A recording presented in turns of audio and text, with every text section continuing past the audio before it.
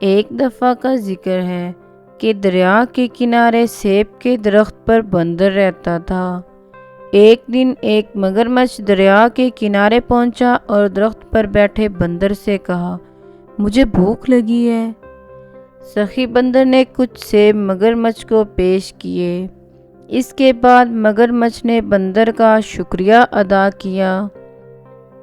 اس کے بعد مگرمچھ باقاعدگی سے دریا کے کنارے جایا کرتا تھا اور بندر کے ساتھ وقت گزارا کرتا تھا۔ جلد ہی وہ دونوں اچھے دوست بن گئے۔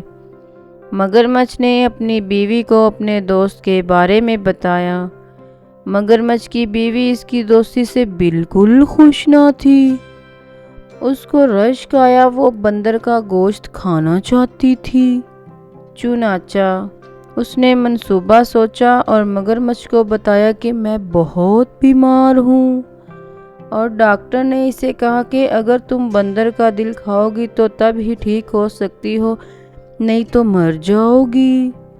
بیچارہ مگرمچھ دوست کو کھونا نہیں چاہتا تھا اور اپنی بیوی کو مرتے ہوئے بھی نہیں دیکھ سکتا تھا۔ چنانچہ وہ بھاری دل کے ساتھ بندر کے پاس گیا، اسے بتایا کہ میری بیوی نے تم کو کھانے پر بلایا ہے۔ بندر نے دعوت کو قبول کر لیا۔ مگرمچھ کے گھر پہنچنے کے لیے بندر مگرمچھ کی پیٹھ پر بیٹھ گیا۔ دریا کے بیچ میں مگرمچھ ڈوبنے لگا۔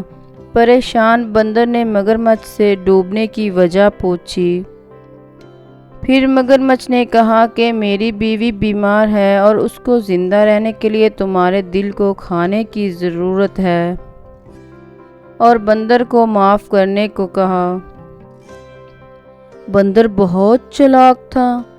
اس نے مگرمچھ کو کہا، میں تمہاری بیوی کو دل دینے کے لیے تیار ہوں، مگر یہ بات تمہیں مجھے چلنے سے پہلے بتانی تھی۔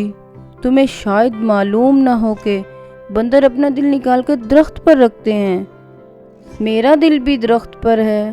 اس کو لانے کے لیے ہمیں دریا کے کنارے پر جانا ہوگا۔ مگرمچھ یہ بات سننے کے بعد بندر کو کنارے پر لے آیا۔ بندر نے کنارے پر آتے ہی چھلانگ لگائی اور درخت پر چڑھ گیا اور مگرمچھ سے کہا کہ تم ایک بے وقوف مگرمچھ ہو، کوئی کیسے اپنا دل باہر نکال کر رکھ سکتا ہے۔ اس طرح مگرمچھ اچھے دوست اور سیب دونوں سے محروم ہو گیا۔ نتیجہ، احمق دوست سے عقل مند دشمن بہتر ہے۔ پیارے بچوں، میری کہانی اچھی لگی ہو تو ویڈیو کو لائک اور چینل کو سبسکرائب کریں۔ شکریہ۔